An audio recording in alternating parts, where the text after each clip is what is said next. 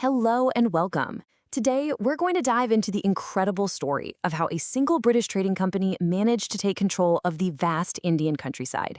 It's a tale of profit, power, and ultimately rebellion, and it all kicks off in a pretty unexpected place. So, let's start with a simple question. Take a look at these two gorgeous cotton prints. On the left, you've got a kalamkari print from India. On the right, a classic design by the famous British artist William Morris.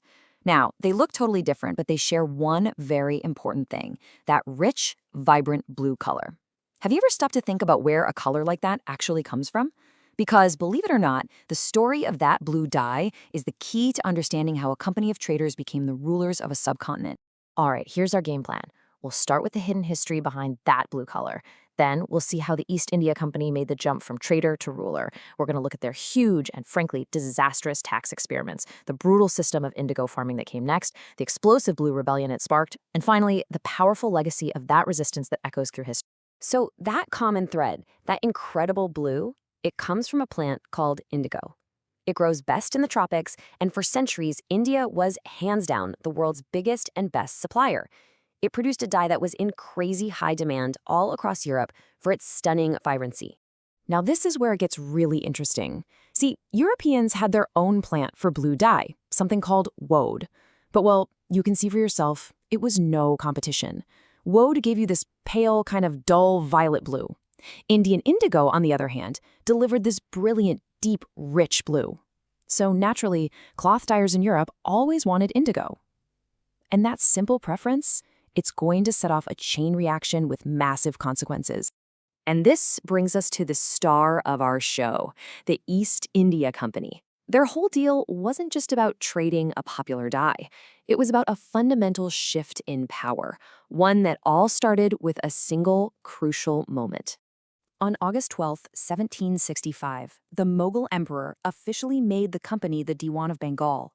Now, this famous painting here shows the event as this majestic, grand ceremony, with Robert Clive accepting the honor in a formal court. This is exactly how the British wanted to remember it, as a formal, legitimate transfer of power. But the reality, it was, a lot less glamorous. The source material tells us the whole thing most likely just happened in Robert Clive's tent, with only a handful of people watching. And that contrast just perfectly shows the huge gap between how the British saw themselves as these grand new rulers and the much scrappier, more opportunistic way they actually took over. So what did becoming the Diwan actually mean? Well, it meant the company was now the chief financial administrator of Bengal. They weren't just a trading firm anymore. They were a government, responsible for collecting all the taxes and managing the land.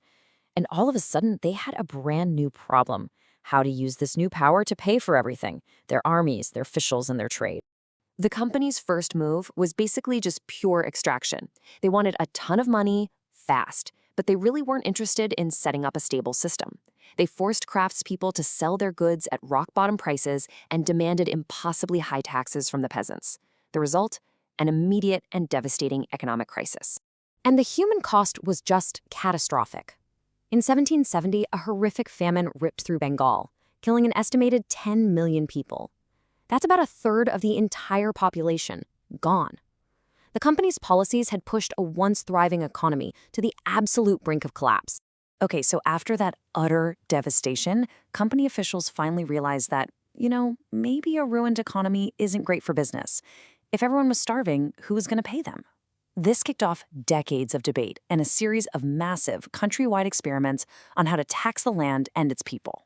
They basically tried three big ideas.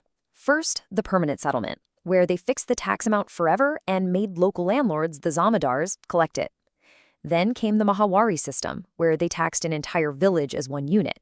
And finally, the Ryotwari system, where they tried to collect taxes directly from the individual farmers, or ryots. Three different methods, all with the exact same goal: get as much money as possible for the company. But here's the thing. In the end, none of these systems actually worked for the people on the ground. The tax demands were just way too high. Peasants couldn't pay, they fell deep into debt, and in a lot of places, they just gave up and fled the countryside, leaving entire villages empty. Since squeezing taxes out of the land wasn't working so well, the company switched gears. They had another idea. What if they could force the countryside to grow the cash crops that Europe was desperate for? And yep, this brings us right back to our story's beginning, that little blue dye, indigo. Just look at this incredible jump. In 1788, Indian indigo was about 30% of what Britain imported. By 1810, just over 20 years later, it was 95%. The old supply from the West Indies had collapsed, so the company pushed India to fill the void, and pretty soon, Bengal indigo completely dominated the world market. But how did they make it happen? Through this incredibly brutal setup called the Rayodi system. Now, on the surface, it looked like a simple loan, but it was a trap. Here's how it worked. A peasant was forced to take a cash advance. That loan locked them into growing indigo on their best land, the very land they needed to grow rice to feed their families. Then, at harvest time, the price they got for the indigo was so low it barely covered the loan. And the moment they sold it, they were forced into a new loan for the next year. It was a vicious cycle of debt they could never, ever escape. You can just feel the sheer misery this system caused in this one powerful quote from a cultivator named Haji Mullah. When he was asked if he'd grow indigo again, he replied, "I would rather beg than sow indigo." This wasn't a business deal anymore. This was a desperate plea to be free. Well, that kind of intense oppression just can't last forever. In 1859, the cultivators of Bengal decided they'd had enough. They weren't going to suffer in silence anymore. They rose up in what became known as the Blue Rebellion. Things escalated incredibly fast. In March of 1859, thousands of farmers flat out refused to grow indigo. They attacked factories with whatever they had: swords, spears, even pots and pans. When a local British magistrate issued a notice saying that farmers couldn't be forced into contracts, word spread like wildfire that Queen Victoria herself had ordered it. This idea that the government was on their side gave them incredible confidence. And here's the crucial part. It wasn't just the peasants.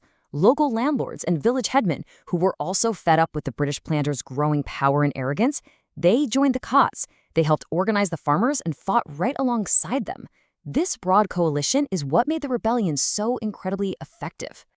The Blue Rebellion had a massive and immediate impact. It led to the complete collapse of the system they were fighting against, and it left behind a powerful legacy of resistance for the entire nation. The government was so worried by the scale of this revolt that it set up an Indigo Commission to investigate, and its findings were a stunning victory for the rebels.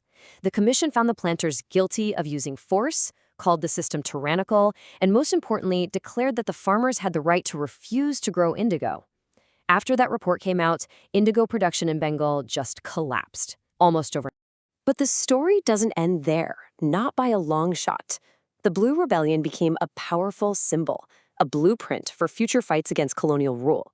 In fact, decades later, in 1917, when a young lawyer named Mahatma Gandhi launched his very first major nonviolent resistance movement in India, who was it for? It was to support indigo cultivators facing the exact same oppressive system in another region called Champaran. Which brings us all the way back to where we started. That rich blue in a piece of cloth, it wasn't just a color. It was the product of a global system of exploitation. It's the story of how a company became a ruler, and it's a testament to the ordinary people who finally stood up and fought back. It really makes you wonder, doesn't it? What other hidden histories of labor, power, and resistance are hiding in plain sight in the things we see and use every single day?